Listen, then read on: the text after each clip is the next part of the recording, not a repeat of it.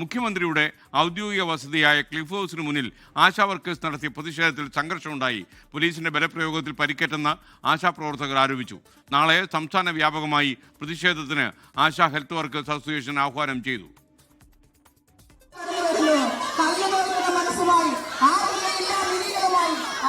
സെക്രട്ടേറിയറ്റിന് മുന്നിലെ സമരത്തിന്റെ 256-ാം ദിവസമായിരുന്നു ക്ലിഫ് ഹൗസിലേക്ക് പ്രതിഷേധ മാർച്ച്.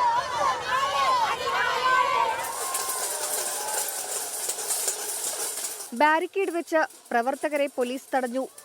ജലപീരങ്കി പ്രയോഗിച്ചെങ്കിലും മുഖ്യമന്ത്രിയെ കാണാതെ പിരിഞ്ഞു പോകില്ലെന്ന നിലപാടിൽ പ്രവർത്തകർ ഉറച്ചുനിന്നു. പ്രതിഷേധം 5 മണിക്കൂർ പിന്നിട്ടപ്പോൾ പോലീസ് എത്തി മൈക്കും ജനറേറ്ററും പിടിച്ചെടുത്തത് സംഘർഷത്തിനിടയാക്കി.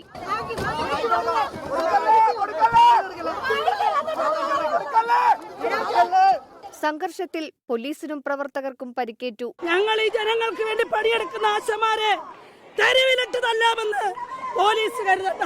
മുഖ്യമന്ത്രിയുമായി ചർച്ചയ്ക്ക് സാഹചര്യമൊരുക്കാമെന്ന് ഉറപ്പു ലഭിച്ചതായി സമരസമിതി നേതാവ് വി.കെ. സദാനന്ദൻ. മുഖ്യമന്ത്രിയുമായുള്ള ചർച്ചയെക്കുറിച്ച് ഡേറ്റ് ഫിക്സ് ചെയ്തിട്ടില്ല.